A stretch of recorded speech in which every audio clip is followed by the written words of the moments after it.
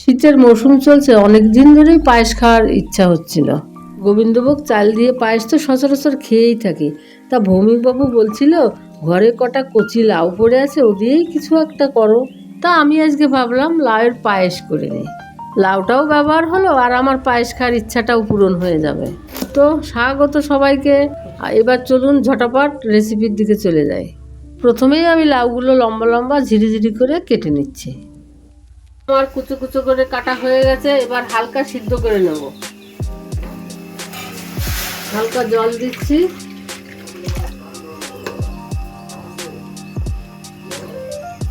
এবার লাউগুলি দিয়ে দিচ্ছি, ঢাকা দিয়ে দিলাম। ভিডিওটা একটি স্পেশাল, কারণ যশোর খাজুরার গুড় এসছে পাঠিয়েছে যশোর থেকে উজ্জ্বল সরকার ও সীমা সরকার। ওই দুধ দিয়েই আমি এই লাউয়ের পায়েসটা তৈরি করি। তো দেখতে থাকো পুরো ভিডিওটা কি করে আমি লাউয়ের পায়েস তৈরি করি। দেখুন লাউটা সিদ্ধ হয়ে গেছে, এবার আমি লাউ নামিয়ে নিচ্ছি। এতে খুব কচি লাউ লাগে, কচি লাউ না হলে পায়েস হয় না।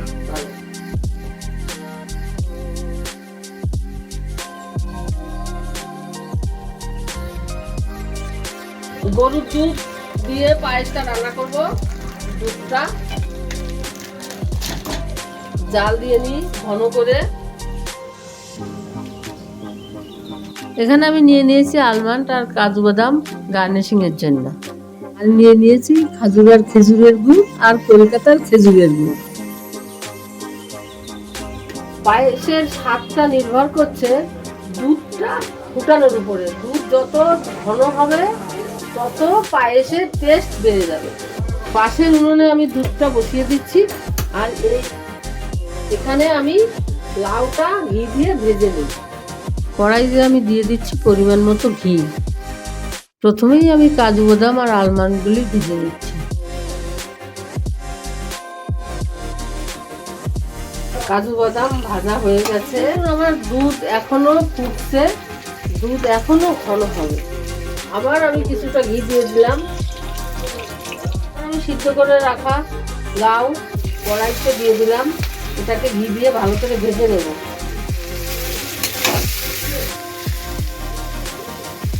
জাল দেওয়া হয়ে গেছে, কিছুটা ঢেলে রাখছি, পরে দেব।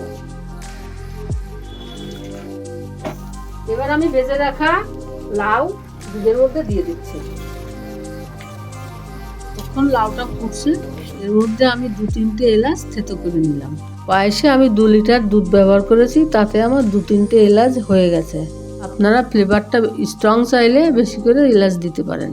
এবার আমি খাজুর আর খেজুরের গুড়টা দিয়ে দিলাম। পায়েস তৈরি করা হয়ে গেছে, খেতে দুর্দান্ত স্বাদের হবে। আর এদিকে দেখুন আস্তে আস্তে পায়েসে গুড়ের কালার ফুটে উঠছে।